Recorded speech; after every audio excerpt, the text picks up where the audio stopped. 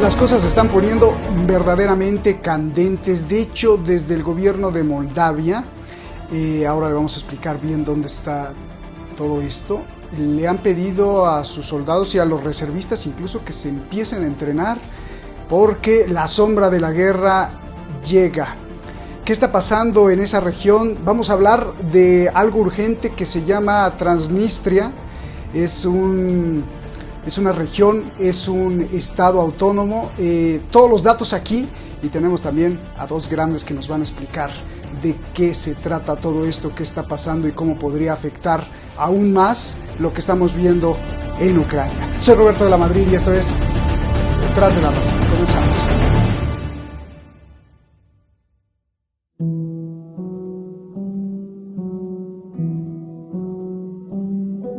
Transnistria o República Moldava Pridnestroviana, o también llamada Transdniester, por estar cerca el río Dniester.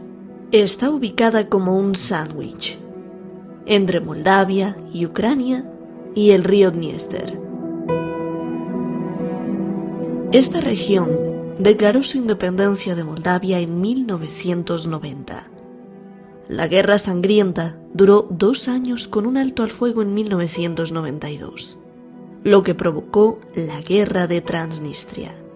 Moldavia nunca ha reconocido la secesión de Transnistria y la considera como una unidad territorial autónoma especial.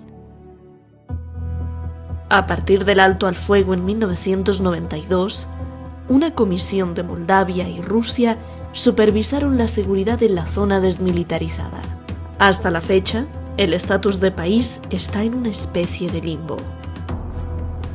Transnistria es de facto un estado independiente, organizado en régimen de república presidencialista, con su propio gobierno, parlamento, fuerzas armadas, policía, sistema postal y moneda, constitución, bandera, himno nacional y un escudo. La mayoría de los transnistrios son ciudadanos de nacionalidad moldava y muchos tienen la rusa y la ucraniana.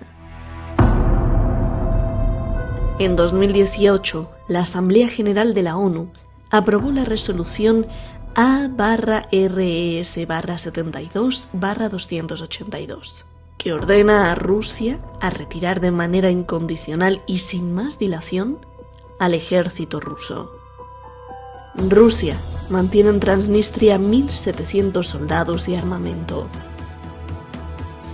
Rusia reconoce que Transnistria pertenece a Moldavia, pero aún no retira a su ejército.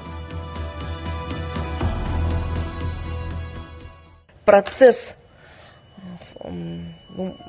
превращения Молдавии, суверенной страны, со своими традициями, со своими целями и задачами в еще одну Украину, вот этот процесс не просто продолжается, набирает обороты. В молдавской прессе обсуждается вопрос о целесообразности сохранения советских памятников. Вот так, в открытую.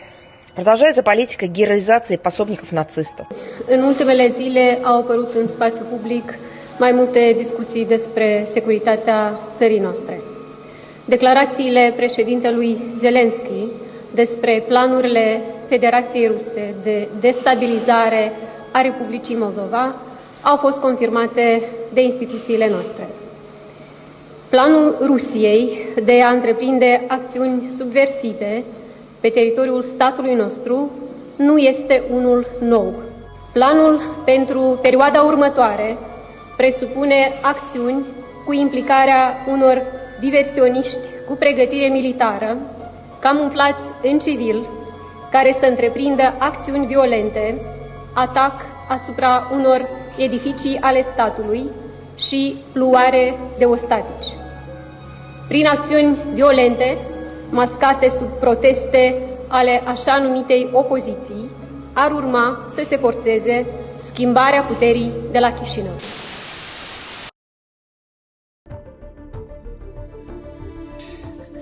Muchísimas gracias al equipo de Detrás de la Razón, muchísimas gracias a usted por estar siempre defendiendo este espacio, gracias por repartir los links, repartir las ligas, repartir los videos, porque es la única forma en que podemos evitar la censura. Ya sabe que ahora la nueva modalidad es que no aparecemos en el motor de Google de YouTube, pero aún así somos muchos, ya decenas de miles en Detrás de la Razón. Muchísimas gracias. Está con nosotros Eduardo Luque, que de hecho pues él nos tocó el timbre, la campana y alertó con este tema y esta noticia.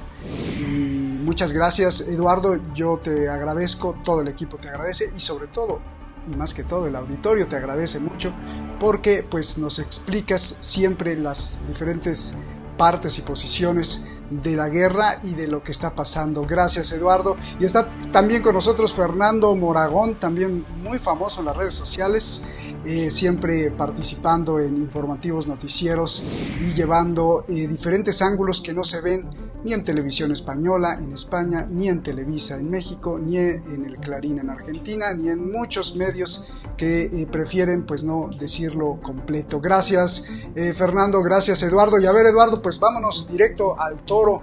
Explícanos qué está pasando o cómo entender desde el principio qué significa, porque mucha gente no ha escuchado, incluso yo hace tiempo pues no sabía que era Transnistria, y explícanos cómo entender desde el principio todo esto para empezar a entender qué está pasando ahora y la urgencia con la que la presidenta de Moldavia está pidiendo que se preparen ya las tropas.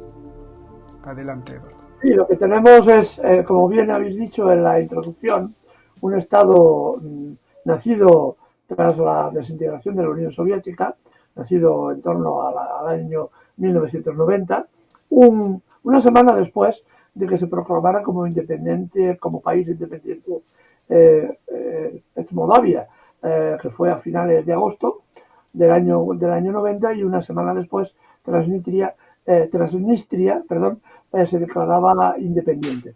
Era una república, nacida también con parte importante de población rusa, sobre todo muchos científicos que habían trabajado en la zona se habían aposentado ya desde la Segunda Guerra Mundial, y hay una gran parte de la población de la república que es rusa y tiene pasaporte ruso. Por eso Rusia está hablando de que defenderá Transnistria como si fuera un enclave de la propia madre patria, ¿no? Y esto es una evidencia que hay, ¿no? Así que tenemos aquí un resultado, una situación muy compleja en la que venimos relacionándola con lo que está pasando ahora mismo en Ucrania, ¿no? Las derrotas en Soledad, la derrota ahora en Bakhmut, el avance importante de las tropas de las repúblicas independientes y del grupo Wagner hacia nuevos objetivos, el cerco y caída de Bakhmut, que ya es inminente, hacen que Zelensky necesite algún tipo de victoria publicitaria. Como lo de Bakhmut no ha resultado, ha costado decenas de miles de bajas para hacerse una foto, que era lo que pretendía Zelensky. La foto ya no ha salido, ya no va a salir, necesita compensar este problema político-militar con una nueva acción en otro punto. Y el punto escogido en este momento es efectivamente Transnistria. Las tropas ucranianas, por la información que tenemos, esto siempre hay que ponerlo en contexto de la niebla de guerra, ya estaban en posiciones, la artillería en posición de tiro, y hoy hay una movilización importante ya por parte del gobierno moldavo también para movilizar tropas, porque de siempre Moldavia siempre ha tenido claro que ellos, Transnistria, formaba parte de Moldavia y que en un momento dado debería ser asimilada. Rumanía también está interesada en Moldavia y por tanto en Transnistria, así que tenemos un escenario donde Moldavia no forma parte de la OTAN, pero Rumanía sí. Y esto evidentemente es un momento que sube la tensión todavía más de la situación que estamos viviendo. Y además añado otra cosa, ya que está Fernando al otro lado también. A ver, los españoles estamos implicados directamente en este conflicto, puesto que tenemos en Rumanía y en Bulgaria dos alas de combate integradas en las zonas de ataque de la OTAN, ¿no? Así que indirectamente España participaría de esta especie de aquelarre que desgraciadamente hoy hemos sabido cosas muy importantes, que la única compañía aérea que hacía servicio entre la capital moldava y Europa cortará sus vuelos a partir del 14 de este mes. Lo mismo sucedió días antes del inicio del conflicto en Ucrania, ¿no? Así que repetimos un poco el escenario. Así que se están uniendo muchas piezas para que apuntan a una ampliación del conflicto. Al señor Biden le va esto muy bien, sobre todo cuando ha tenido problemas. Ahora hemos sabido que tiene cáncer y que ha sido operado de un cáncer de piel, y es un hombre que, como todos sabemos, es muy mayor, es un hombre senil, y de cara a las elecciones primarias en su partido necesita algún tipo de victoria sobre Rusia. Así que están dadas las condiciones para un conflicto. Gracias, gracias Eduardo. Y ahora pues ya entraremos a las preguntas complejas. Gracias por poner las cartas sobre la mesa. A ver, Fernando, ya desde hace tiempo, desde el año pasado, desde el Kremlin, desde Rusia, estaban diciendo que Moldavia y Transnistria sería otra Ucrania y que lo iban a defender, tal como dice Eduardo, que lo iban a defender como la madre patria. Por otro lado, también desde el año pasado y con más intensidad, el gobierno de Moldavia estaba diciendo: van a venir, Rusia se va a querer meter hasta acá y van a venir por nosotros. ¿Cómo entender estas dos posiciones completamente contrarias, rivales o de enemigos? ¿Qué pasa de un lado y qué pasa del otro? Por favor, Fernando. Bueno, pues como siempre, encantado de estar aquí en tu programa. Y desde la vieja y decadente Europa os saludamos a todos, que nos quedan 4 días. Pero bueno, visto cómo está el panorama. Pero bueno, ¿qué se lo va a hacer? Y lo de la audiencia que has dicho no es porque lo que yo diga y tal, sino por mi extraordinaria belleza, como se puede ver. O sea, esta calva no la tiene cualquiera. En fin, pero bueno, vamos a entrar al trapo. Pues efectivamente, el tema de Transnistria es el clásico, paradigmático conflicto congelado. ¿Y esto de conflictos congelados qué son? Pues en torno a la desaparición de la Unión Soviética hubo una serie de conflictos. Uno era, por ejemplo, lo que teníamos y seguimos teniendo, entre Armenia y Azerbaiyán por el tema de Nagorno-Karabaj, que durante mucho tiempo estuvo congelado, semicongelado. Es decir, otros el de Osetia del Sur y Abjasia, que también tuvieron mucho tiempo de congelación, pero digamos el paradigmático era Transnistria. Como habéis señalado bien en el vídeo, es un territorio alargado a lo largo del Dniester y estaba pegado dentro de la URSS, o sea, pertenecía a la República Moldava. Esto antes, que era conocido como Besarabia, durante un tiempo también estuvo dentro de Rumanía, antes de la Unión Soviética. Y esto ya crea problemas. El lenguaje la lengua rumana y el moldavo son prácticamente muy parecidos, casi idénticos, para que la gente se haga una idea. Rumanía viene reivindicando Moldavia desde hace mucho tiempo, con el agravante de que, si mal no recuerdo, la actual presidenta de Moldavia, Sandu, creo que es de origen rumano. Con lo cual, en fin. Y además discípula de George Soros. Pero bueno, ¿qué es lo que pasa con Transnistria? Como aquí lo señaláis muy bien en el mapa. Bueno, pues esta región se llega a un acuerdo en un momento determinado, cuando terminan, digamos, las hostilidades, una guerra que hubo entre moldavos y transnistrias, porque la parte de Transnistria tiene mucha población que es de origen ruso, incluso también ucraniano. Y entonces, pues bueno, no querían pertenecer a Moldavia, que ya digo, es una población muy parecida a la rumana. Y desde entonces lo que hay es una fuerza de interposición de paz compuesta por rumanos y rusos, y esto quedó congelado hasta el año pasado, que es cuando empiezan los líos. Más o menos congelado, con alguna pequeña cosa, pero bueno, estaba ahí. Hay que decir que Transnistria no está reconocida internacionalmente por nadie, ni por Naciones Unidas, ni siquiera por Rusia. Es decir, Transnistria sigue, desde el punto de vista internacional y de derecho, perteneciendo a Moldavia. Es decir, aquí no hay ningún reconocimiento de la independencia de Transnistria por parte de nadie. Y los soldados rusos están allí en virtud de un acuerdo firmado entre Rusia y Moldavia.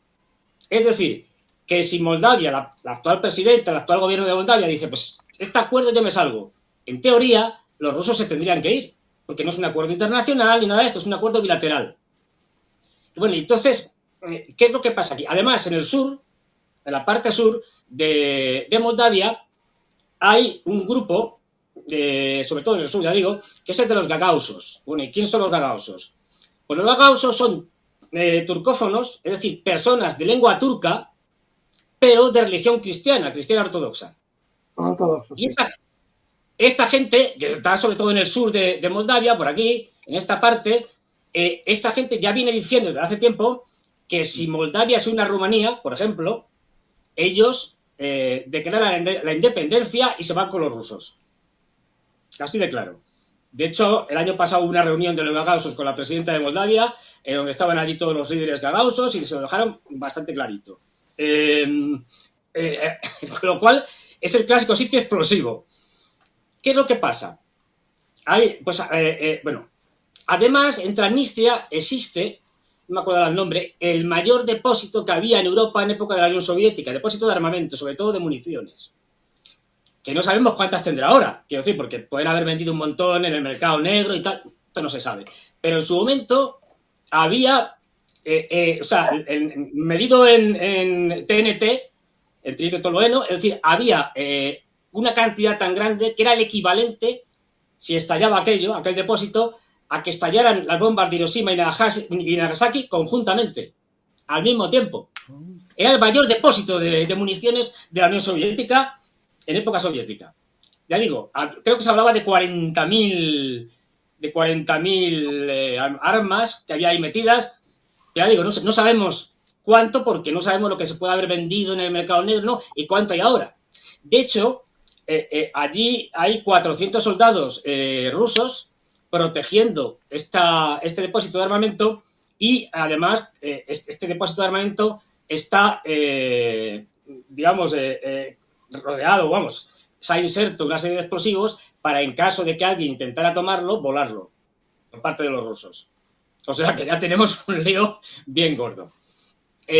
Y como tú bien señalabas, y como señalaba también Eduardo, es decir, luego está el intento por parte de Ucrania y de los británicos, no hay que olvidarnos de nuestros amigos de la pérfida Unión, de que la guerra de Ucrania se extienda a otros países. Porque los británicos, más incluso que los norteamericanos, quieren que cuanto más destrozada quede Europa, mejor. Para ellos les conviene maravillosamente. Es su política de toda la vida, quiero decir, de siglos hasta ahora. Es decir, pero si son europeos, ¿son europeos los británicos? No. En fin, desde mi punto de vista, no. Es decir, pero bueno, esto llevaría tiempo. Es una isla. Y una isla que, si te fijas, ni siquiera han adoptado el sistema métrico decimal. Bueno, lo tienen ahí aparcado, pero siguen hablando en galones, en millas, como los americanos, como sus colonias. Es decir, ellos nunca se han visto como parte de Europa, ni culturalmente, de ningún tipo. Ellos son una isla aparte, que no olvidemos, la última vez que fue invadida fue en 1066 por los normandos, otros germanos. Porque no olvidemos que la cultura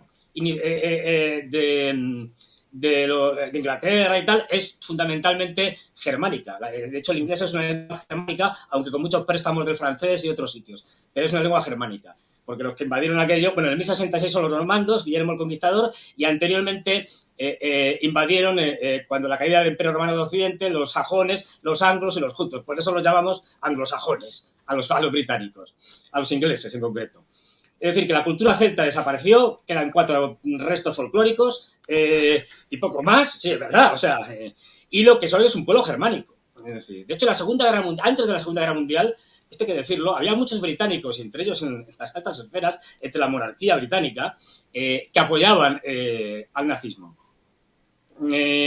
Porque la idea de los británicos en aquella época era enfrentar a los alemanes, a la Alemania nazi, contra la Unión Soviética, que era el gran negocio. Lo que pasa es que les salió mal y también se enfrentaron los nazis a ellos. Pero bueno, es decir, que es un pueblo germánico, fundamentalmente, de lengua germánica, que se ha considerado siempre como una isla, que la última vez que lo invadieron fue en el siglo XI y que desde entonces han desarrollado un tipo de relaciones y culturas distinta. Es además, ha sido un imperio que es una talasocracia, es decir, un imperio que ha basado pues su capacidad imperial en la potencia marítima, como lo es su heredero Estados Unidos. Es decir, son pueblos que funcionan. Estados Unidos no es una isla, digamos, propiamente geográficamente, pero sí funciona en la práctica como una isla. Es decir, son pueblos que funcionan como imperios, digamos, oceánicos, como imperios transatlánticos, transpacíficos, que controlan el mundo.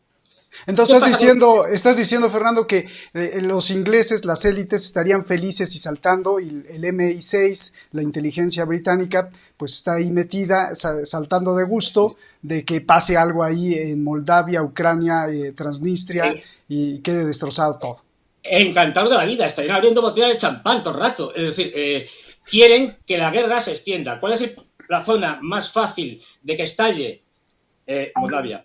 Con lo cual, es que fíjate lo peligroso que es el tema. Si los ucranianos entran en Moldavia con el beneplácito en Transnistria, con el beneplácito del gobierno de Moldavia,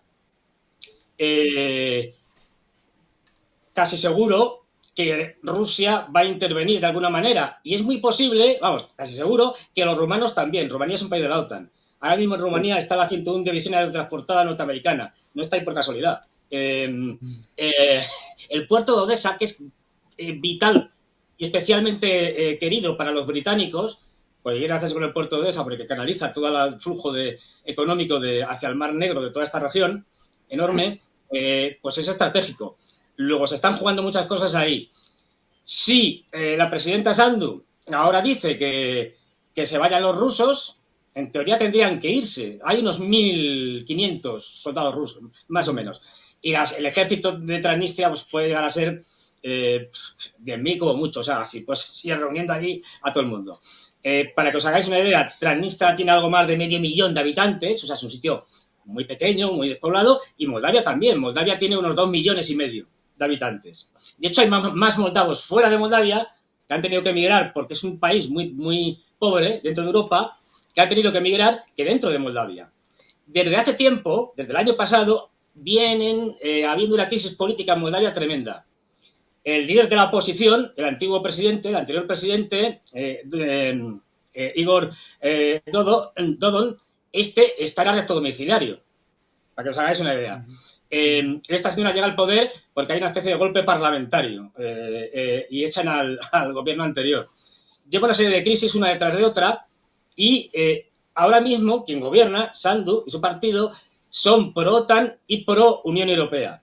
Mientras que la oposición, que se está manifestando en las calles todas las semanas, de hecho tuvimos el fin de semana pasado una manifestación enorme, gigantesca, en los términos de Moldavia, y que además son reprimidas por la policía. Incluso la presidenta ha hablado de movilizar el ejército para reprimir las manifestaciones pacíficas de la oposición y de la gente que está viendo que esto les lleva a un desastre, que es la mayoría. Bueno, pues esto es lo que quieren utilizar los ucranianos y los británicos, los norteamericanos, para extender la guerra fuera de Ucrania. Y de paso, como bien señalabais, tapar el desastre de Bakhmut. Que el desastre de Bakhmut es un desastre fundamentalmente conseguido gracias a la inestimable ayuda del presidente Zelensky, que de temas militares no sabe absolutamente nada, pero dirige la guerra por temas de publicidad, es decir, por temas de que tengo que vender esto y aquello, y por temas de conseguir armamento a base de vender supuestas victorias en el campo de batalla. Eso pasó en Mariupol en su momento, con el resultado de más de 20.000 muertos y bajas en general, y está haciendo lo mismo. Es decir, cuando sus propios generales le estaban diciendo retiros de Bakhmut, esto es indefendible, él ha estado hasta el último minuto diciendo que las tropas se quedaran allí. Oye, que matan a más ucranianos, lo que le llaman la carne de cañón, es decir, le da igual. O sea, él, el que acaben con la población ucraniana, lo que decía Boris Johnson, hasta el último ucraniano, eso es absolutamente, que no le importa, para nada. Pues ahí hace sentido lo que estás diciendo de los británicos, claro. Hasta el último ucraniano. Hasta el último ucraniano, eso lo dijo Boris Johnson al principio en su viaje de Kiev, que dijo, no, nosotros estamos dispuestos a ayudaros a Ucrania, oye, si hace falta os ayudaremos hasta que no quede, hasta que se vierta la última gota de sangre del último ucraniano. O sea, los muertos los ponéis vosotros. Yo pongo las armas, os ayudamos, pero los muertos los ponéis vosotros, ¿no? El MI6, como bien señalaba Eduardo, está allí metido por todos lados. Ahora mismo en Ucrania debe haber más población del MI6 que la población propia de Ucrania. Es decir, de hecho, no solo están metidos en, digamos, asesorando a los servicios de inteligencia ucranianos, sino que están diseñando operaciones terroristas y algunas de ellas incluso participan en varios intentos de desembarco en el Dnieper para conquistar la central nuclear de Zaporozhia. Han intervenido los británicos. Otra cosa es que los rusos no quieran darle publicidad a eso, para evitar una confrontación directa. Déjame ir con Eduardo. Fernando, ¿qué mapas? ¿Qué mapas tan grandes hicieron los dos? Gracias, y tengo más preguntas, así que aguántame tantito, Fernando. Eduardo, a ver, te hago dos preguntas. Una del pueblo y otra de la geoestrategia. En la geoestrategia, algunos, tanto militares como analistas, tanto de Washington como del Kremlin, algunos dicen que la operación de la anglosfera, vía Zelensky y vía la presidenta de Moldavia, están queriendo atraer a Rusia más y más, que se acerque más al territorio de la OTAN, para que eso pudiera ser a lo mejor un casus belli, o no lo sé, ya no los explicarás. Ven. Del lado de Rusia, bueno, dicen que el nazismo pues está proliferando y ya lo dijiste, tendrán que defender esa parte porque pues muchos son seguidores de Rusia o muchos quieren a Rusia ahí, y que la tendrán que defender como la madre patria, incluidos los 1.500 soldados que tienen ahí cuidando desde 1992 el armamento y las cuestiones de paz y supervisando que todo esté en orden. Bien, esa es por un lado esa pregunta. ¿Cómo ves tú estas dos posiciones? Unos están apuntando a que quieren llevar a Rusia hacia el territorio de la OTAN para que se arme la grande. Por el lado del pueblo, yo te pregunto, ¿por qué vemos en esta región, de hecho tú nos enviaste un video, de mucha gente que ama a Rusia y hasta canta en ruso, pero también hay mucha gente que no ve bien a los rusos y de hecho ve feo las estatuas, las esculturas ahí de la Unión Soviética y de lo que les dejó la Unión Soviética y prácticamente odian eso y quieren otra cosa. ¿Cómo resolver este desbalance entre unos y otros melancólicos y otros que no quieren ver hacia Rusia? Por favor. A ver, yo comienzo por la primera cuestión. Hemos de recordar otra cosa sobre el tema de la anglosfera y del interés de Estados Unidos y de Reino Unido en incitar más la guerra y provocar más conflicto. Hay dos elementos centrales que nos deberían también situar en el tema de Transnistria y en lo que está pasando. Uno que fue en el año 2016, si no me falla la memoria, en este caso, que los gobernantes de esta república propusieron un referéndum de independencia y de adhesión hacia Rusia. Votó masivamente la población y de los votos el 90 y tantos % de la población votó por incorporarse a Rusia. Es decir, no es que un asalto por parte de Ucrania y Moldavia a Transnistria sea Rusia va a defender el territorio porque sí, porque quiera un conflicto, sino porque la población de la República ha manifestado su interés y su deseo de implicarse y de fusionarse con Rusia. Esto también es objetivo. Rusia, en ese caso, supongo que para evitar aumentar la tensión en aquel momento, que aún estaba lejos de lo que estamos ahora, no respondió afirmativamente a este deseo de adhesión, sino que lo mantuvo un poco en stand-by, ¿no? Así que aquí tenemos también otra escena importante que también, si desgraciadamente se inicia el conflicto, ya adelanto que va a ser una de las cosas que las televisiones y los medios de comunicación van a olvidar, que es la opinión de la gente, ¿no? Otro elemento importante es que puede ayudar a parar este golpe, a pesar de que los intereses geopolíticos apunten en esta dirección, es la posición de la población moldava. Se está manifestando masivamente, para lo que es Moldavia, evidentemente, masivamente en contra de este gobierno que lo está llevando al borde de la guerra. Y más, curiosamente, y esto es muy interesante, las grandes movilizaciones estuvieron iniciadas por los jubilados que defendían sus pensiones, porque están viendo que gran parte del presupuesto nacional se va a aumentar a la compra y a la creación de un ejército más fuerte, y este dinero sale básicamente de las pensiones en una situación de un encarecimiento enorme del nivel de vida y del costo de la vida, que realmente dificulta mucho a la gente poder sobrevivir el día a día, ¿no? Así que tenemos una movilización popular enorme, que es la que está cuestionando al gobierno y está provocando estos cambios de gobierno rápidos, porque realmente no pueden sostener, no pueden parar a la población. La población entiende que su gobierno los quiere llevar a la guerra y que evidentemente los moldavos y los rumanos, que siempre han tenido interés por quedarse con Moldavia, ojo al tema, siempre han tenido interés en eso, están detrás de toda la maniobra. Evidentemente, detrás está el Reino Unido provocando toda la situación y Estados Unidos, que es el factotum último de este problema. ¿Qué es lo que está pasando con las poblaciones? Estamos viendo de todo. Estamos viendo de Donbass, en Lugansk, en Transnistria, gente que apoya a Rusia, y otras imágenes que enseñan lo contrario. Yo tengo la experiencia de haber visitado Irak, también que nos daban las imágenes 2 veces. He visitado Irak en plena guerra, y nos daban las imágenes de monumentos que tiraba la gente, del Saddam Hussein, y evidentemente en algún sitio ocurría, y había otros muchísimos sitios donde la gente, al contrario, defendía su gobierno. Como se vio después de la guerra, la resistencia popular en Irak fue de una enorme importancia, ¿no?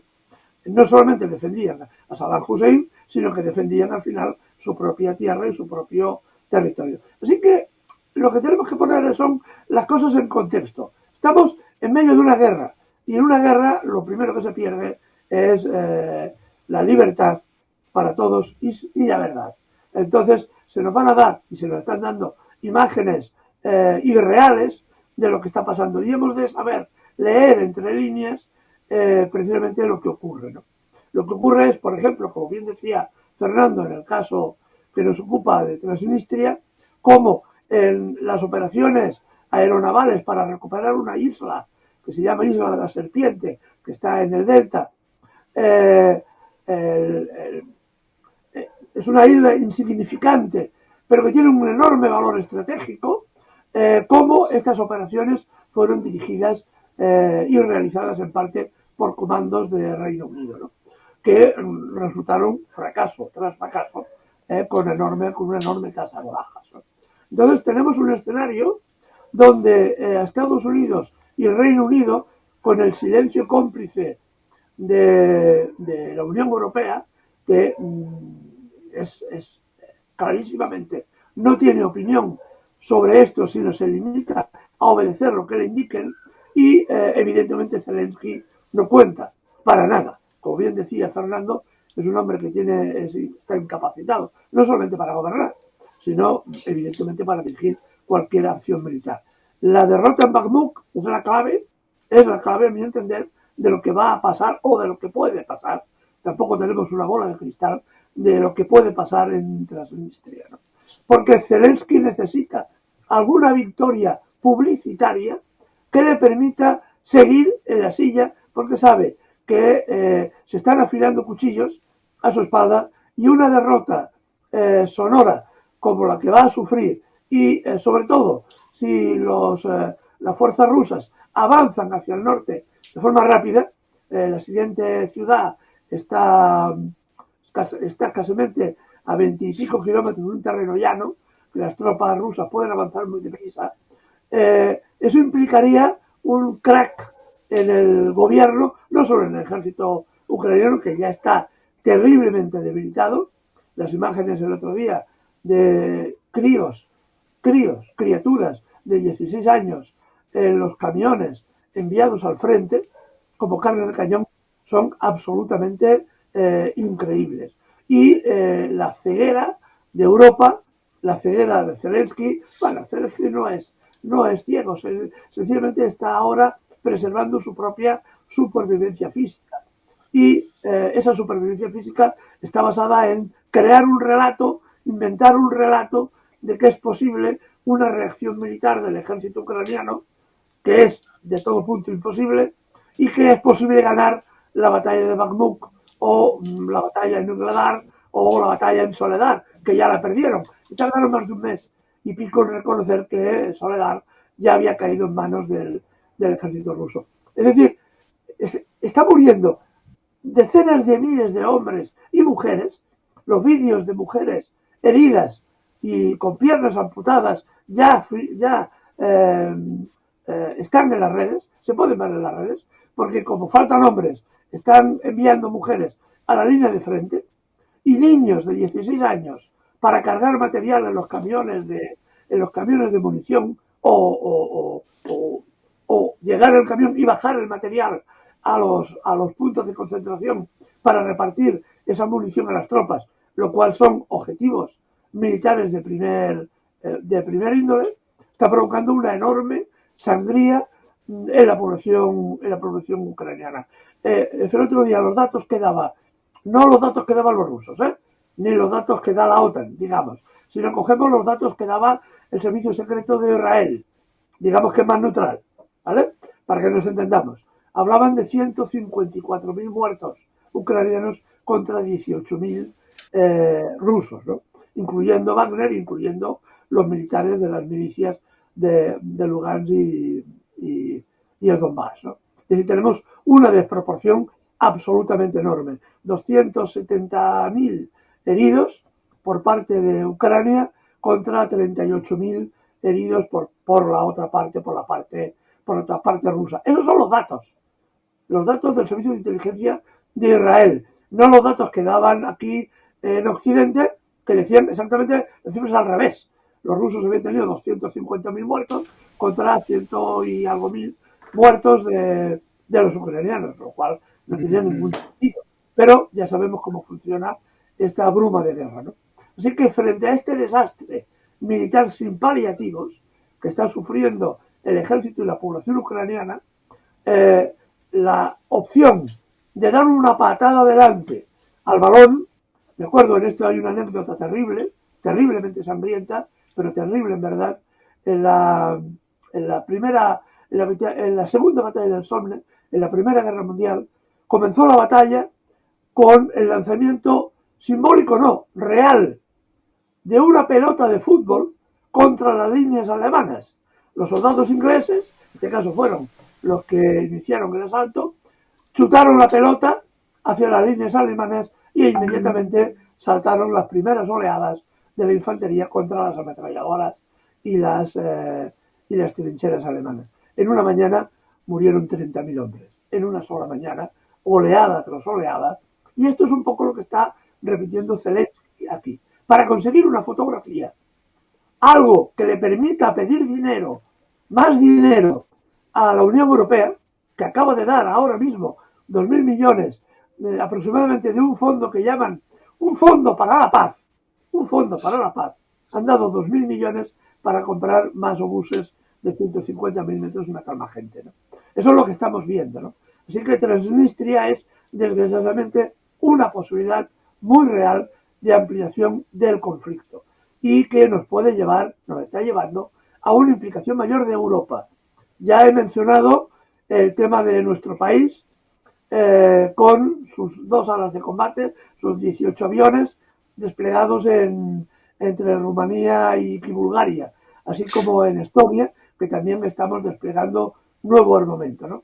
Y otra paradoja más para los que conocen un poco la historia de nuestro país, ¿no? España envió una división para combatir a la Unión Soviética en la Guerra Mundial, la llamada División Azul. esta división, que era fascista, aunque, bueno, cogieron gente de donde pudieron, esta división está nuevamente combatió en la zona donde ahora España tiene otra vez los tanques y los aviones también en la zona de Estonia y Letonia, ¿no? Se parece que la historia se repite o como tragedia o como fábula, pero es real, ¿no? Volvemos a repetir cosas que la historia ya pensábamos que había pasado, en fin, que había pasado para siempre, pero no es así. Oye, Eduardo, ¿cómo nos gustaría que nos explicaras, y ahora también se lo voy a preguntar a Fernando, cómo entraría la OTAN? O sea, ¿se aplicaría el artículo 5 o es que Rusia atacaría, por ejemplo, a Rumania en caso de que Rumania quisiera defender Moldavia y Transnistria? O sea, ¿cómo se activaría? Y además, plantea también una estrategia para Rusia, porque si Ucrania entra a Transnistria, ya estamos hablando de que Rusia tendría que sobrevolar toda Ucrania para defender a sus soldados que están en Transnistria, que están del otro lado de Rusia, o del otro lado de Ucrania, de la frontera ucraniana. Y sobre todo, ¿cómo se las gastarían los de la OTAN para decir, pues tenemos que entrar? Porque si Rumania sola aunque sea miembro de la OTAN, si Rumania sola a su decisión propia entra, ¿la OTAN también tendría que entrar o es cuando la atacan? No sé, a ver, explícame eso. En teoría, legalmente, cuando un país de la OTAN es atacado, invoca lo que llaman el artículo número 5 de la OTAN, ¿no? Que no implica necesariamente que los demás países de la OTAN vayan a ayudarlo, ni muchísimo menos, ¿no? Eso se tiene que teóricamente discutir en los parlamentos de cada país. En la práctica lo decide el general en jefe del norteamericano. Las cosas como son. Pero si un país de la OTAN entra en territorio que no es suyo, por ejemplo Moldavia, no puede invocar el artículo 5. Invocaría otro tipo de artículo, pero no el artículo 5, y no implicaría la implicación directa e inmediata de la OTAN en el conflicto, sino que tendría otro procedimiento mucho más complejo y que no asegura en modo alguno que la OTAN se implicara, porque evidentemente Estados Unidos o Reino Unido no quieren llegar a un intercambio nuclear. Esto es lo que está en juego. A ver, yo sin ser militar, pero conociendo los mapas de la zona, realmente las dificultades para abastecer a las tropas rusas en Transnistria son técnicamente muy complejas porque significa sobrevolar el territorio enemigo, una operación aerotransportada con el nivel de gasto de munición de este tipo de guerra es muy compleja, pero implicaría posiblemente que un asalto anfibio aerotransportado sobre Odessa para enlazar posteriormente con Transnistria. Esta sería la opción militar posible, ahí no quiero ponerme en el plano de militar, que no lo soy, y está demostrando los generales rusos, por lo que estamos viendo, realmente tienen mucha capacidad imaginativa para intervenir en la zona. No es fácil, no es nada fácil para Rusia, pero Rusia sabe que Odessa, más tarde o más temprano, tendrá que ser devuelta otra vez a control directo de Rusia, porque siempre ha sido, es la perla del Mar Negro, y evidentemente el puerto que hay allá es un puerto vital para Rusia, es un puerto central para Rusia. Así que la operación puede venir o por mar o una operación conjunta aerotransportada, y esperemos que esto solamente sea una elucubración, que no llegue ni mucho menos a producirse, pero es una posibilidad. Déjame ir con Fernando. Regreso contigo, Eduardo, para la conclusión y algo que se nos haya escapado. Fernando, a ver, dos preguntas. Una, pues sí, también para entender la geoestrategia, y dos, una legal. Primero, ¿por qué si la ONU, creo que 2018, la Asamblea General de la ONU resolvió en una resolución que Rusia se tenía que salir de ahí, de Transnistria, y sin ninguna condición, y además sin dilación, o sea, lo antes posible? Pero bueno, pues Rusia no se ha salido. Y dos, la cuestión de estrategia. no entiendo bien a la presidenta de Moldava. ¿Qué está esperando? ¿Cuál sería la chispa para que mande sus tropas a Transnistria y Zelensky las mande también? O sea, ¿qué se van a alzar ahí? ¿O qué es lo que están esperando? ¿O los soldados rusos se van a poner como locos y van a querer tomar el control? No, o sea, no sé cuál es el argumento de ellos. Y del otro lado, ¿cuál es la chispa para que Putin ordene defender a Transnistria? ¿Defenderla de qué? O sea, los soldados de Moldavia van a empezar a disparar a los transnistrios. Explícame esas dos cuestiones, por favor. Pues fíjate, porque esto nos hará entender la importancia de Moldavia. Las cosas no surgen por casualidad, es decir, y ya llevan tiempo, como antes ha señalado perfectamente Eduardo, que los periódicos, los medios de comunicación occidentales, tal, nos van diciendo cosas. Ya vienen diciendo, hombre, es que Ucrania puede perder. Y empiezan a salir datos. Acabo de ver hoy por la mañana un dato supuestamente de la CNN, parece que no estaba comprobado, que daba que habían muerto 250.000 ucranianos en la guerra de Ucrania y otros 200 y pico mil heridos, con lo cual te salió una cifra de más de 400.000 bajas. Es decir, están preparando a la gente diciendo, bueno, quizá Ucrania no gane. Y esto lo enlazo con lo que acaba de decir, pues, hace un par de días, el ministro de Exteriores de Estonia, si mal no recuerdo, que dijo la siguiente barbaridad. Ucrania no va a ganar. No nos engañemos, no va a ganar, salvo que una de dos. O Ucrania ingrese ya inmediatamente en la OTAN, luego tendríamos una guerra OTAN-Rusia, eso no lo dijo, pero que ingrese en la OTAN, o que se utilicen armas nucleares. Así se quedó, tan pancho. Es decir, por parte de muchos países europeos, los bálticos, Polonia, etcétera, están buscando la escalada. Y Estados Unidos también. Y los británicos, ni te cuento, están buscando la escalada porque al final saben que Ucrania va a perder. Esto lo sabe. Otra cosa es la propaganda, que va a perder sí o sí. La única manera que tiene el equipo Biden de que no pierda, pues posiblemente sea que en algún momento entren tropas europeas y norteamericanas en la guerra. Ese momento, si llega, será un desastre. Pero bueno, ¿cómo se puede hacer esto? Como bien señalabais con el tema de la OTAN, no hace falta implicar a la OTAN. Como ya sabemos, aquí tenemos una inventiva extraordinaria y entonces ya se está hablando de la coalición de los dispuestos. ¿Esto qué es? ¿Este engendro qué es? ¿Este engendro qué es? De la coalición de los dispuestos. Ya lo han usado varias veces los americanos. No implican a la OTAN como tal, sino a unos cuantos países europeos les dicen, oye, vamos a meternos allí, pero no como OTAN, sino como Polonia, como Rumanía, como tal. Esto ya lo han usado, ¿eh? O sea, quiere decir que no es lo de la coalición de los dispuestos, es lo que le dijeron cuando los atentados del 11 de septiembre en la guerra de Afganistán, los europeos querían invocar el artículo 5 del Tratado del Atlántico Norte, y los americanos dijeron, no, que ya os conocemos, sois unos inútiles y no servís para nada, y vamos a perder más tiempo protegiéndoos que atacando a los iraquíes. Así que no queremos. O sea, fue Estados Unidos el que dijo, no. Hacemos una coalición de los dispuestos, nos vamos con los primos británicos y 2 o 3 más y se acabó. Porque los europeos es una rémora. No, España llegó luego. Pero vamos, es decir, al principio fueron los... O sea, luego lo del paripé, de mandar fuerzas y tal, en fin, eso se hizo luego. Pero, es decir, que desde la guerra de Kosovo, los norteamericanos saben que llevar fuerzas europeas es un problema, no una solución. Es decir, pues somos un desastre, tenemos unos ejércitos de risa. Es decir, se tiene que pasar más tiempo protegiéndonos para que no tengamos bajas, porque si hay bajas, en nuestros países se monta un lío. No quieren. Entonces, sobre todo los occidentales, ¿no? Entonces tiene que tirar de los que, bueno, Polonia, que se quiere quedar con una parte de Ucrania, con la parte de más occidental, de Volhynia, de Galicia con Z, no Galicia Z. de aquí de España, es decir, y que luego hay líos. Y aquí la clave es la siguiente.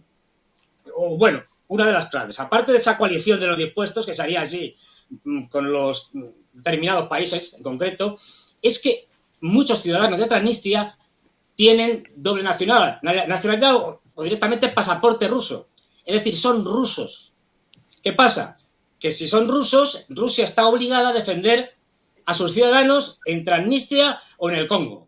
Es decir, en cualquier parte del mundo. Y ahí tenemos un problema. ¿Cómo van a responder los rusos? La presidenta Sandu, que quiere meter en la OTAN ya a Moldavia y en la Unión Europea, y es antirrusa, lo que haría es, la operación, la jugada será la siguiente. Doy permiso a los ucranianos para que entren y, por ejemplo, intenten coger el depósito de armas y tal. Es decir, doy permiso a los ucranianos. Ellos se meterían y haríanlo pues como lo que están haciendo en Ucrania, un desastre. Es decir, eso obligaría a Rusia a intervenir. El ejército moldavo también es muy pequeñito, se implicaría también, tendría que reprimir duramente a la población de Moldavia, que está en contra de todo esto, pero más mayoritariamente no quieren para nada, vamos, una guerra en su propio territorio, es decir, ni en Transnistria ni nada. Es decir, tendrían que sacar las tropas para reprimir a su propia población, y es posible que también pidiera ayuda a Rumanía. Y ya la tenemos metida a Rumanía en el lío.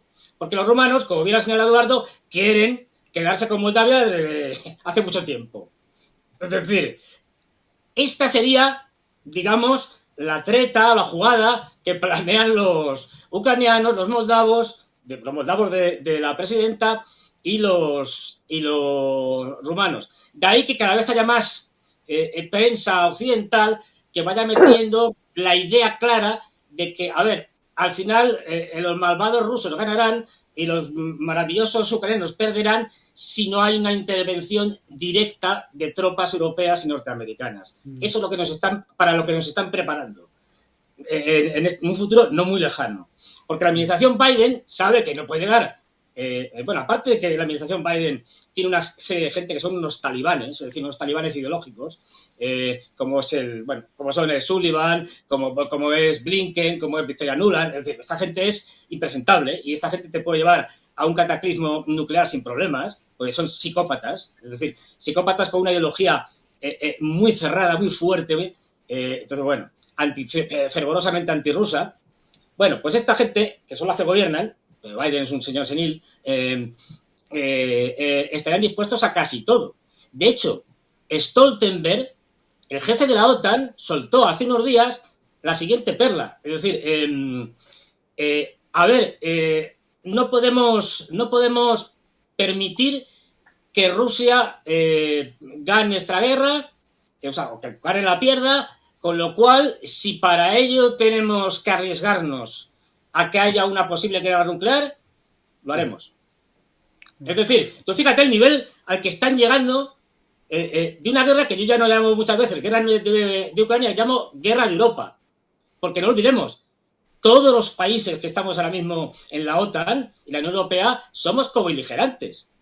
Es decir, estamos luchando contra los rusos. Y los rusos lo han dicho, Lavrov lo ha dicho claramente. Que los rusos por el momento no quieren atacarnos no quiere decir que no puedan, porque estamos luchando contra ellos. Lo contaba un coronel austriaco en una rueda de prensa. Le preguntaban, ¿hay tropas europeas allí? Sí, claro, sabe todo el mundo. Es decir, ¿qué es lo que hacemos? Nos cogemos el uniforme del ejército austriaco, del ejército que sea, lo quitas, te das de baja, entre comillas, en el ejército austriaco e inmediatamente firmas un contrato como mercenario, entre comillas, o voluntario, y te vas al ejército ucraniano. Pero está lleno de europeos ya peleando, que son soldados transformados, es decir, camuflados de mercenarios o de voluntarios. Con dinero pagado, pero que son soldados, que les han dicho, quítate el uniforme y vete allá a luchar. Y eso se ve que en el caso de los polacos, o sea, se cree que hay más de 20.000 polacos luchando, 2.500 muertos enterrados en la frontera de Polonia con Ucrania, en un cementerio que tienen ahí perdido en un pequeño pueblo para que la gente no se entere mucho. Es decir, que estamos ya en guerra, que los rusos no nos quieren atacar, es una cuestión de estrategia rusa, pero no porque no puedan ni no quieran. Como señalaba muy bien Eduardo, la situación la tienen difícil en Transnistria, porque una operación aerotransportada es muy complicada por las defensas antiaéreas de misiles de los ucranianos. Fíjate hasta qué punto estamos implicados, que gracias a la implicación de la OTAN, Ucrania podría defenderse de esta posible operación aerotransportada. ¿Por qué? Porque los radares de la OTAN, de los AWACS, de esos aviones que están volando constantemente alrededor de Ucrania, sin meterse en Ucrania, desde los países que la bordean, están permanentemente detectando todo tipo de movimientos rusos o de misiles rusos que inmediatamente le pasan las coordenadas a las baterías antiaéreas ucranianas, que tienen el radar apagado, con lo cual no pueden detectar nada, ya se lo detectan desde fuera, y en el momento en que detectan algo, un misil, un avión, lo que sea, le dan las coordenadas, se lo pasan al radar de la batería, el radar se enciende, nada, un minuto, lo confirma, disparan y se vuelve a apagar. Si el radar estuviera encendido como tendría que estar, esas baterías antiaéreas ya habrían sido destruidas por los rusos. Fíjate si estamos colaborando. ¿Hasta qué nivel? Es decir, con lo cual, la operación aerotransportada es muy peligrosa porque derribarían, además, aviones de transporte. Lo más probable es que hicieran un aviso con misiles y con drones. Es decir, un ataque a instalaciones, digamos, ucranianas y, no sé si moldavas, con drones y con misiles. Ahora bien, habría que ver también qué hace el pueblo moldavo. Porque si eso pasa, si ya hay manifestaciones todos los días, puede haber una gran manifestación que derroca al gobierno moldavo. No es descartable. Es decir, porque están en contra. O sea, que ya tenemos lo que quiere la OTAN, un lío. Ya sabes que Estados Unidos es el imperio del caos, porque una de sus maneras de imponer su voluntad es generar caos en los sitios que le interesa. Bueno, pues ya tenemos el caos, ya tenemos que en ese caos podrían intervenir los norteamericanos, podríamos hacer una coalición de los dispuestos, es decir, ya se podía introducir y sobre todo provocar a Rusia de tal manera que tuviera que implicarse más y ya fuera de Ucrania. Pues esto es lo que nos espera, desgraciadamente. Oye, pues esto que me comentas es tragicómico, ¿no? Solo falta que le pusieran la coalición de los compadres, ¿no? O sea, qué locura es esa. Oye, la preguntita esa que me incomoda un poco porque la misma asamblea, la misma Asamblea General de la ONU, que castiga todos los años y censura a Israel diciéndole los territorios ocupados, esa misma le pidió a Rusia que también dejara Transnistria. Explícame eso porque pues, también como que a mí no me cuadra. A ver, como saben, las resoluciones de la Asamblea General no sirven para nada. Que se lo cuenten a los pobres palestinos, que deben tener una pila así de resoluciones, sí.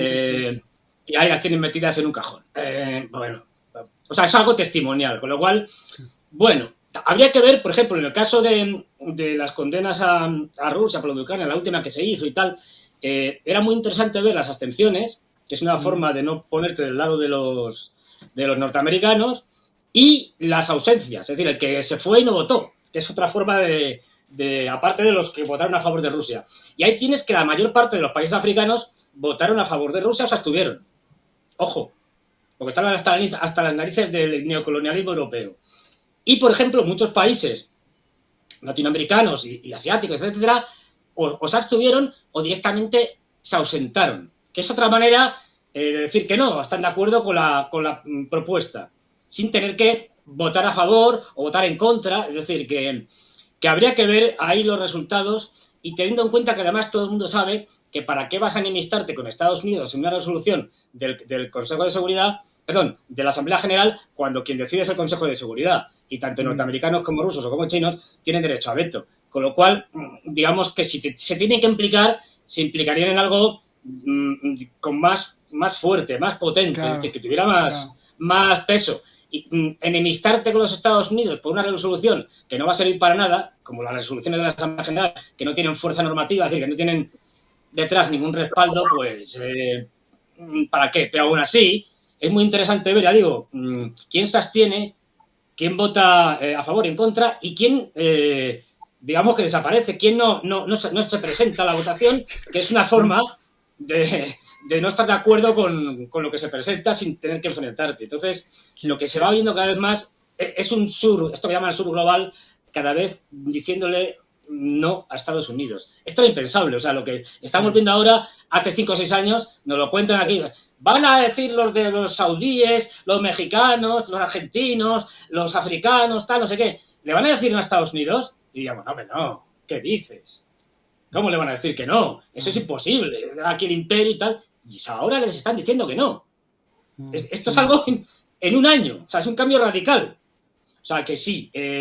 Yo creo que, de hecho, tanto China como Rusia lo que quieren es una remodelación en profundidad de Naciones Unidas, porque estas Naciones Unidas que tenemos ahora no sirven. Está claro. Es decir, hay que cambiarlo. Qué bueno que nos explicas esto. Pues regreso contigo para la conclusión y voy con Eduardo. Y por cierto, ahora que estás recordando eso de que en las votaciones a veces se levantan y salen al baño, a los servicios, al sanitario, pues se las gastan y sigo denunciándolo. Me da mucha vergüenza España y México, nuestros países. Me da mucha vergüenza porque en el Consejo de Seguridad de la ONU, en la sesión pasada, se había presentado la iniciativa para investigar qué estaban haciendo los laboratorios de Estados Unidos o qué estaban haciendo los militares de Estados Unidos en laboratorios dentro de Ucrania, experimentando con qué cosas, sabrá Dios qué cosas, armas bioterroristas, fórmulas químicas, virus, bacterias. Y bueno, pues España dijo que no, pero ¿para qué investigar eso? Y México se abstuvo, dijo no, Rusia no ha presentado suficientes pruebas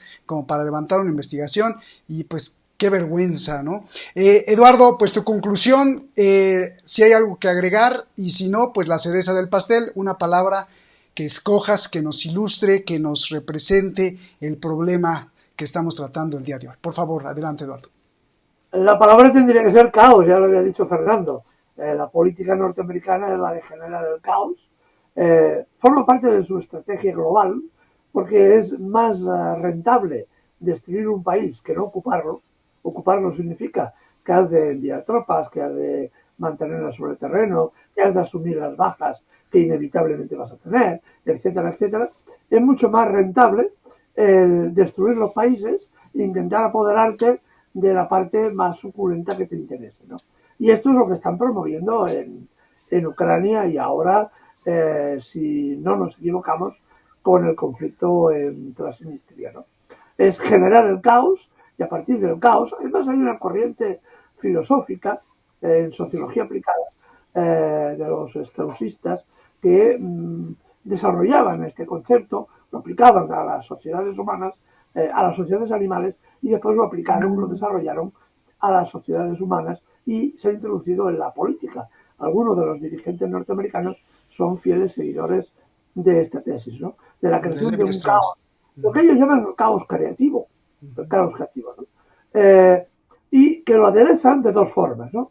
Hablando de que Estados Unidos utiliza una fórmula, digamos, del poder blando es a través de las ONGs, a través de los medios de difusión, las ONGs, las fundaciones filantrópicas, entre comillas, y un poder blando y un poder duro, que es cuando el poder blando ya no funciona, el garrotazo y la ocupación militar. Y esto es lo que, esta aplicación de estas tesis es lo que estamos viendo que está sucediendo en Ucrania y en Transnistria. Todo eso aderezado con la necesidad, porque se están haciendo de oro las empresas del conglomerado industrial militar de Estados Unidos, fabricando municiones y fabricando armas, que aunque, y es una evidencia también, no son capaces de competir con la capacidad productiva de Rusia, que es una cosa muy curiosa, ¿no? Es decir, que antes la imagen que todos teníamos de países importantes en cuanto a capacidad industrial, estamos viendo que son muy débiles comparativamente con lo que están haciendo ahora los rusos. Y ya no hablemos de los chinos, cuyas que también mencionaban los estadounidenses hace muy pocas semanas, que hundirían o que la economía china sufriría enormemente por las nuevas sanciones a Rusia, y resulta de que la esperanza de crecimiento de China está subiendo como la espuma. Estamos hablando del 5 al 6% de nuevo de crecimiento del PIB chino, lo cual es una barbaridad, porque se han encontrado los chinos que el petróleo ruso es mucho más barato y están comprando petróleo y gas como si no hubiera mundo y por lo tanto están desarrollándose y ocupando los nichos de mercado que Occidente ha dejado libre en Rusia, que esa es otra gran paradoja, ¿no? Lo que veníamos siempre diciendo, que se habían pegado un tiro realmente en el pie y después un tiro en la cabeza, ¿no? Y esto es lo que estamos viendo. Siempre la palabra que define este estado de cosas es la de caos. El caos creativo que dicen los americanos que no es verdad, es un caos, y un caos solo sale el caos, nada más. La guerra y la muerte es lo único que ahora mismo propugna Estados Unidos, Reino Unido y Occidente para los países del mundo y para los pueblos del mundo. Pues muchas gracias, Eduardo. Qué creativo ni qué creativo, ¿no? Qué importante tu denuncia. Muchas gracias, Eduardo, te agradecemos mucho. Fernando, pues tu conclusión, algo que agregar, y si no, pues por favor, la cereza del pastel, una palabra, y por qué escoges esa palabra. Intentaré ser breve, cosa rara en mí, pero bueno, va. No, aquí es todo tu espacio, dale, ¿no? Venga, entonces 5 horas, venga. A ver, hay una cosa que decías tú al principio, que qué vergüenza me da México, España y tal. En el caso de España, que me toca a mí, a ver, esto hay que tenerlo muy claro. España es un vasallo servil de Estados Unidos hasta niveles que la gente no podía ni imaginar. Pero además es que tenemos unos dirigentes que, aparte de serviles y vasallos, son tontos. Es decir, son tontos en cuanto a que son analfabetos, ignorantes. Y entonces Pedro Sánchez hace unos días fue a Kiev y dijo la siguiente subnormalidad. No, nosotros enviamos tanques para defender a Ucrania, no para atacar a Rusia. Vamos a ver. ¿Esto cómo se pone? O sea, ¿qué van a atacar? ¿Los tanques que les mandamos van a atacar a los marcianos? Es decir, ¿a quién? Ese es el nivel intelectual de nuestros dirigentes. O sea, imagínate la que nos los puede echar encima. En fin, de todo. Pero esto es el desastre, la gran tragedia de Europa actualmente. Es que estamos dirigidos por una panda de incompetentes, de ignorantes y, lo que es peor del todo, de vendidos a los intereses de los anglosajones, de la anglosfera, que están dispuestos a sacrificar Europa y a dejar Europa arrasada con tal de que los intereses de la anglosfera se lleven a cabo. Y ya digo, hay que estar siempre atentos a lo que nos están diciendo porque, como bien señalaba Eduardo, ya están otra vez, o sea, desde los famosos globos chinos por Estados Unidos, por ahí, meteorológicos, dando vueltas, están empezando a incrementar, digamos, la preparación en los medios de comunicación para un posible ataque a China que se ve ya muy cercano. Quiero decir, estamos hablando a lo mejor este año, el que viene, el siguiente. Un general dijo 2027, luego vino otro y dijo, norteamericano, dijo no, 2025. O sea, es que va bajando la fecha de ataque. Y por eso ahora estamos viendo todas las... de Estados Unidos, por ejemplo, el otro día la reunión del G20 de ministros de Asuntos Exteriores, pues Blinken todo el rato hablando de que los chinos están ayudando, o van a ayudar, ni siquiera dicen que están ayudando, que van a ayudar, o sea, tiene la bola de cristal. Nuestros servicios de inteligencia y tal han visto que van a ayudar a los rusos con armamento, y eso será casus belli, y eso será, le pondremos unas sanciones terribles, etcétera, etcétera, para preparar a la población norteamericana fundamentalmente, pero también a la población occidental para una futura guerra con China. Está claro, y hay que empezar a demonizarlos.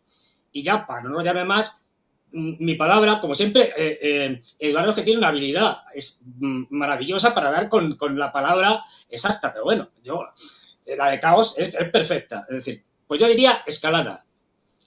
Lo que estamos viendo, por desgracia, es una escalada permanente de Occidente en la guerra de Ucrania.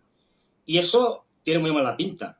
Es decir, si en algún momento los norteamericanos tienen que enfrentarse directamente con la banderita de Estados Unidos, con Rusia, puede pasar cualquier cosa.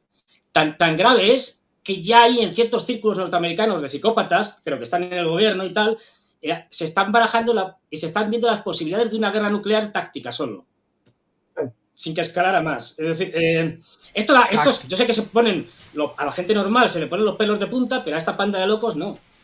Que juegan ya y dicen, bueno, si atacamos solo con misiles nucleares tácticos, que llevan cargas pequeñas nucleares, luego se puede parar, negociamos. Escalada, Europa va al desastre. Qué tremendo, y pues muchas gracias de verdad, Fernando, gracias por hacer este mapa, ¿no? Además tú estudiaste geografía, ¿no? O sea, todo este mapa que hiciste tú y Eduardo, o sea, genial, gracias por darnos pues todo su conocimiento, su aporte, su análisis sobre todo y más que nada este pensamiento crítico que sin duda aporta a la conciencia humana demasiado. Gracias Eduardo, gracias Fernando, hermanos, un abrazo grande, saludos a su familia, que estén muy bien, y a usted que nos está viendo, a ti que nos estás viendo, pues también los mejores deseos siempre frente a estos nubarrones. Y me gustó mucho esa palabra que dijiste, la niebla de la guerra. Cuando está en guerra pues todo se vuelve nebuloso. Gracias Eduardo, gracias Fernando, nos vemos, hasta la próxima.